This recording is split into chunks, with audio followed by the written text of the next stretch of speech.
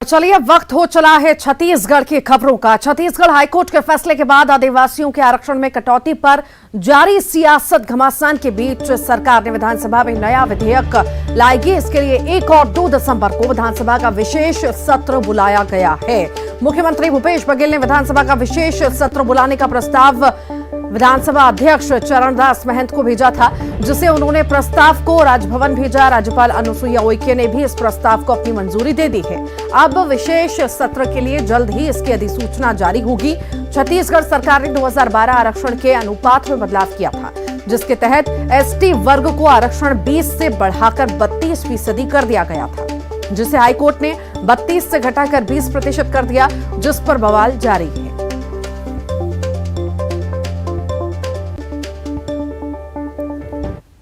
2 दिसंबर को विशेष सत्र होगा। क्योंकि आरक्षण के बारे में पूरे प्रदेश में लोगों की डिमांड है और सौभाग्य से हमारे आदरणीय मुख्यमंत्री जी का कमिटमेंट है। हम किसी भी प्रकार से संविधान में प्रदत्त अधिकारों के तहत अनुसूचित जाति, अनुसूचित जनजाति और पिछड़े वर्ग के आरक्षण को कम नहीं होने देंगे। तो उसी के कारण 2 तारीख को शासकीय रूप से, चाहे वो प्रस्ताव के रूप में आए चाहे विधेयक के रूप में आए, उसकी हम लोग तैयारी कर रहे हैं। ये प्रस्ताव पारित किया जाएगा, इसी के लिए विशेष सत्र आहूत करने का निर्णय लिया गया। देखिए, तो बहुत सराहनीय पहल है और जिस प्रकार से आरक्षण को लेकर के हाई कोर्ट ने डिसीजन दिया और ये तकनीकी रूप से ये 32% से घट करके 20% आ गया है। उसमें पिछले समय में कोर्ट में पिछली सरकार के द्वारा जो उसको जस्टिफाई नहीं किया गया, डेटा पेश नहीं किया गया, इस वजह से इस प्रकार की स्थिति निर्मित हुई है। देखिए, कार्रवाई करिए। विशेष सत्र बुलाने की जरूरत क्या है? सत्र में वही निर्णय होगा जो पहले हो चुका है एक बार विधानसभा में, दोबारा निर्णय हो जाएगा। आप तो अध्यादेश जारी करिए और बोलिए कि हम इसको लागू करेंगे। हमारा आग्रह है सरकार से, शीतकालीन सत्र विधानसभा का, छत्तीसगढ़ की विधानसभा का 10 दिनों का होना चाहिए। रही बात आरक्षण का विषय, भारतीय जनता पार्टी पहले भी और आज भी हमारा स्पष्ट मत है कि हमारे आदिवासी भाइयों को जो 32% आरक्षण मिल रहा था वह बरकरार रहना चाहिए, उनको मिलते रहना चाहिए। छत्तीसगढ़ में आदिवासियों के आरक्षण के कमी होने का मुद्दा लगातार गर्माता जा रहा है और इसी मुद्दे को लेकर बीजेपी ने आज प्रदेश स्तरीय विरोध प्रदर्शन किया। बीजेपी एसटी मोर्चा ने प्रदेश स्तरीय चक्का जाम किया। प्रदेश के सभी जिला मुख्यालयों पर चक्का जाम का आयोजन किया गया। तो इसी आंदोलन का नेतृत्व बीजेपी की आदिवासी नेताओं ने किया। आप अपनी टीवी स्क्रीन पर बिलासपुर, रायपुर, दुर्ग, बलरामपुर, मनेन्द्रगढ़, धमतरी, सुकमा, बीजापुर और कोंडागांव की तस्वीरें देख रहे हैं, जहां बीजेपी ने सड़क पर चक्का जाम किया।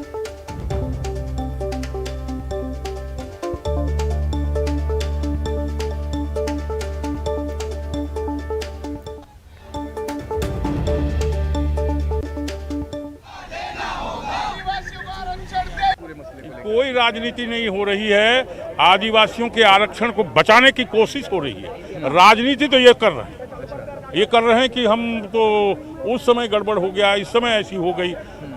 अगर आप अधिक पावर में हैं, सरकार में आप हैं, आपको देखना चाहिए था कि कोर्ट में क्या मामला है, कौन उसको मॉनिटरिंग कर रहा है, कौन उसको देख रहा है। कोर्ट का कहना है कि जनजातियों के आरक्षण को यथावत रखने के लिए जिन तथ्यों को प्रस्तुत किया जाना चाहिए था, वो सरकार की तरफ से नहीं किया। तो आदिवासी आरक्षण पर बीजेपी का हल्ला बोल लगातार जारी है। ज्यादा जानकारी के लिए अभिषेक शुक्ल हमारे साथ जुड़ गए हैं। अभिषेक, बीजेपी का हल्ला बोल आरक्षण को लेकर के आखिर कितना असर इसका देखा गया? छत्तीसगढ़ में अलग अलग जिलों में जो हंगामा हुआ, चक्का जाम हुआ।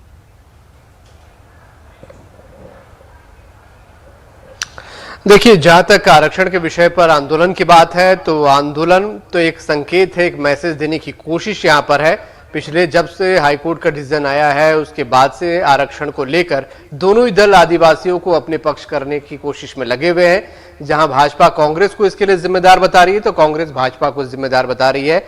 दोनों ही अपने अपने तरीके से आदिवासियों को अपने पक्ष में आरक्षण दिलाने की बात कहकर यहां पर लगे हुए हैं। जहां तक आज के घटनाक्रम की बात कर ले, बीजेपी ने तय करके रखा था कि वो चक्का जाम करेगी प्रदेश भर में। बीजेपी अनुसूचित जाति मोर्चा के जो तमाम बड़े नेता थे वो आज प्रदेश भर में मैदान पर थे और चक्का जाम करके उन्होंने आदिवासी समाज को मैसेज देने की कोशिश की। वहीं अगर सरकार की तरफ से हम बात कर ले, सरकार भी जान रही है कि आदिवासी वोट कितना अहम यहाँ पर है। 29 सीटें छत्तीसगढ़ में आदिवासी के खाते में जाती है, तो ऐसे में आदिवासियों को नाराज कोई भी नहीं करना चाहेगा। पहले सुप्रीम कोर्ट में सरकार ने वकीलों की एक कमेटी गठित की, वहां पर मामला ले गए और अब विशेष सत्र बुलाने की बात कही है। 1 और 2 दिसंबर को विशेष सत्र बुलाया जाएगा आदिवासियों को लेकर, इस आदिवासी आरक्षण को लेकर, जिसमें वहां पर बातचीत होगी। हालांकि बीजेपी इसका भी विरोध कर रही है। उसका कहना है कि सत्र बुलाने की जरूरत नहीं है, अध्यादेश यहां पर जारी करना चाहिए। तो कुल मिलाकर आदिवासी बहुत इंपॉर्टेंट है। कांग्रेस बीजेपी पर ठीकरा फोड़ रही है कि बीजेपी की वजह से कोर्ट में यह नुकसान झेलना पड़ा, तो बीजेपी कांग्रेस पर जिम्मेदार उसको ठहरा रही है। अब वोट बैंक कोई भी नहीं खोना चाहता, चाहे कांग्रेस हो बीजेपी, हर किसी के अपने अपने दांव है। बीजेपी ने आज प्रदर्शन किया। अब आने वाले समय में विशेष सत्र बुलाया जाएगा इस आरक्षण को लेकर, जो 1 और 2 दिसंबर को होगा।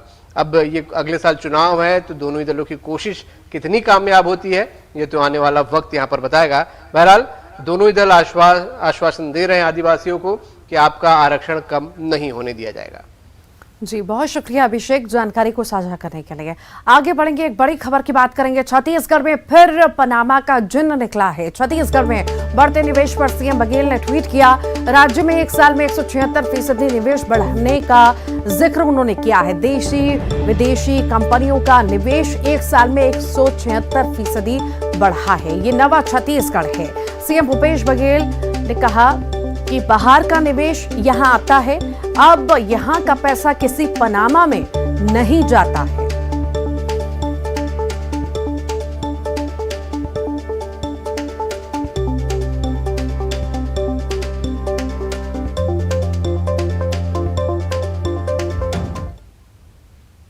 हिमाचल प्रदेश में चुनाव प्रचार के दौरान पीएम मोदी ने कांग्रेस पर भ्रष्टाचार का आरोप लगाया, जिसके बाद छत्तीसगढ़ के मुख्यमंत्री भूपेश बघेल ने पीएम के आरोप पर पलटवार किया और ट्वीट करते हुए पीएम नरेंद्र मोदी से मांग की। अपने ट्वीट में सीएम भूपेश बघेल ने लिखा कि 2014 से 2018 तक केंद्र और छत्तीसगढ़ में बीजेपी की सरकार थी, लेकिन न ही नान और न ही चिटफंड घोटाले की जांच हुई। भूपेश बघेल ने कहा कि मैं तो सहयोग करने के लिए तैयार हूं, आप दोनों की जांच ईडी से करवाइए। डॉक्टर रमन सिंह ने आपका साथ नहीं दिया, लेकिन मैं आपका साथ दूंगा।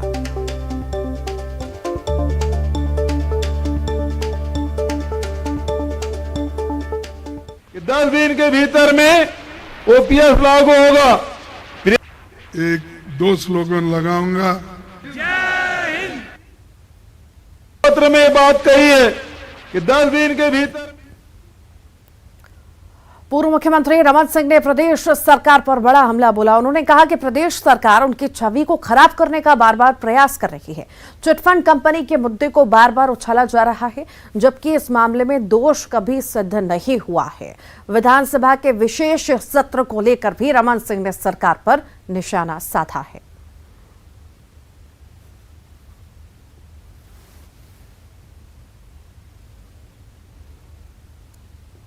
मैं मुख्यमंत्री से ही प्रश्न करना चाहता हूं। 4 वर्ष पहले जब वो विपक्ष में तब भी बिना तथ्यों के आरोप लगाया करते थे। आज तो एक सार्वजनिक महत्वपूर्ण पद में मुख्यमंत्री के दायित्व में बैठे हैं, इस प्रकार झूठे आरोप लगाना उचित नहीं है। 4 वर्ष तक पुलिस प्रशासन आपके हाथ में है, सरकार आपके हाथ में है, पुलिस आपके हाथ में है। कोई आरोप आज तक सिद्ध हो पाया है? आपने आज तक कोई आरोप सिद्ध नहीं कर पाए, सिर्फ झूठे आरोप लगाते हैं। धर्मांतरण के मामलों पर मची सियासी बवाल के बीच सनातन के खिलाफ साजिश का एक बड़ा मुद्दा छत्तीसगढ़ में खड़ा हो गया है। राजनांदगांव में तमाम जनप्रतिनिधियों के बीच खुलेआम हिंदू देवी देवताओं के खिलाफ शपथ ली गई। जी हां, एक ऐसा वीडियो सामने आया जो हिंदू भावनाओं को आहत करता है। ये वीडियो राजनांदगांव में शिवनाथ नदी के तट पर आयोजित बौद्ध सम्मेलन का है। जहां 7 नवंबर को राजगामी संपदा न्यास के अध्यक्ष विवेक वासनिक, राजनांदगांव की महापौर हेमा देशमुख, भीमराव अंबेडकर के पोते यशवंतराव अंबेडकर और पूर्व सीएम रमन सिंह सहित कई जनप्रतिनिधि शामिल हुए थे। वायरल तस्वीरों के आधार पर दावा किया जा रहा है कि राजगामी संपदा न्यास के अध्यक्ष विवेक वासनिक ने भी हिंदू देवी देवताओं की पूजा नहीं करने और ईश्वर के अवतार पर विश्वास न करने की शपथ ली। वहां राजनांदगांव की मेयर भी खड़ी थी, लेकिन वो हाथ उठाकर शपथ लेती नजर नहीं आई थी। उनका दावा भी है कि उन्होंने ऐसी कोई शपथ नहीं ली। बीजेपी सांसद संतोष पांडे ने इसे सनातन के खिलाफ बड़ी साजिश करार दिया। तो वहीं राज्य के कृषि मंत्री रविंद्र चौबे का कहना है कि इस तरह हिंदू देवी देवताओं के खिलाफ शपथ की कड़ी निंदा की और कहा कि हम घोर सनातनी हैं।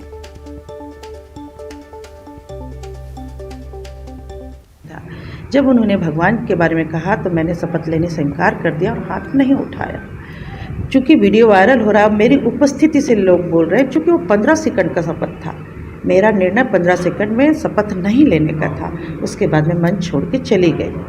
अब चूँकि वो बौद्ध समाज के कार्यक्रम था, बौद्ध विचारधारा के थे, तो वो उनकी विचारधारा है और उनके विचारधारा को वो मानते हैं। चूँकि मैं हिंदू हूँ, सनातन धर्म से जुड़ी, तो मैं अपने भगवान को मानती हूँ और उनके विचारों से सहमत नहीं हूँ और मेरी सहमति उसमें नहीं है। पूरा क्षेत्र जानता है, बाहर से आए हुए लोग यहां वातावरण को खराब करना चाहते हैं। राजनांदगांव के लोग, छत्तीसगढ़ के लोग इस सौहार्दपूर्ण वातावरण को खराब नहीं होने देंगे। दो अलग अलग बातें हैं। कार्यक्रम में किसी की उपस्थित होना, इसका आशय कतई ये नहीं है कि कार्यक्रम में होने वाले आकस्मिक किसी भी शपथ में वो भागीदार हैं। लेकिन हम घोर सनातनी हैं।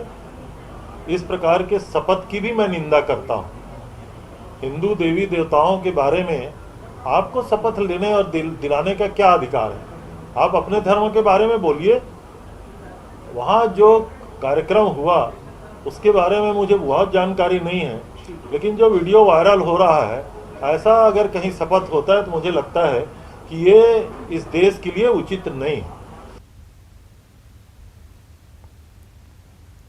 भानु प्रतापपुर विधानसभा उपचुनाव को लेकर बैठकों का दौर जारी है। बीजेपी ने चारामा के बाद भानु प्रतापपुर में कार्यकर्ताओं के साथ विधानसभा स्तरीय बैठक की। नामांकन दाखिल करने में 1 सप्ताह बचा है, लेकिन दोनों बड़ी पार्टियों ने अभी तक प्रत्याशी के नाम का ऐलान नहीं किया। आज भी भाजपा के दिग्गज नेता पर्यवेक्षक के रूप में कार्यकर्ताओं का मन भांपने भानु प्रतापपुर पहुंचे, लेकिन दावेदारों के नाम का खुलासा नहीं किया।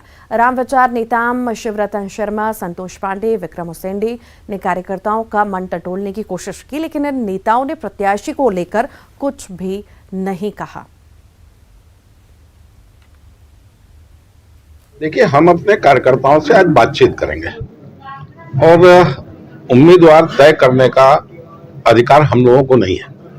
हम तो यहाँ जो बातचीत होगी पार्टी के प्रदेश अध्यक्ष जी को अवगत कराएंगे और प्रत्याशी कौन होगा इसका अंतिम निर्णय भारतीय जनता पार्टी का संसदीय बोर्ड करता है। आप लोग किन मुद्दों को लेकर चुनाव लड़े? भारतीय जनता पार्टी में लोकतांत्रिक प्रक्रिया रही है, वही अपनाते रहे हैं। सभी कार्यकर्ताओं से पूछताछ करना, उनके मन की बातों को जानना और उसके बाद जो कार्यकर्ता और जो जनता चाहती है फिर उसके बाद फिर निर्णय लेने का काम होता है। तो आज रायशुमारी हम सब करेंगे। और आइए बात करते हैं एक वायरल वीडियो की, जो कांकेर शहर से लगे लालवा टवाड़ा गांव का है, जिसमें एक डॉग डेजी अपने मालिक की जान बचाता नजर आया। अचानक भालू घुसने से मालिक घबरा गया, लेकिन डेजी ने अपने से ज्यादा शक्तिशाली भालू को भगाने में कोई कसर नहीं छोड़ी। वीडियो में भालू डेजी के हमले से बचता और घबराता नजर आ रहा है। डेजी के इस तरह अपने मालिक को बचाने और अपनी जान जोखिम में डालने से सभी हैरान हैं।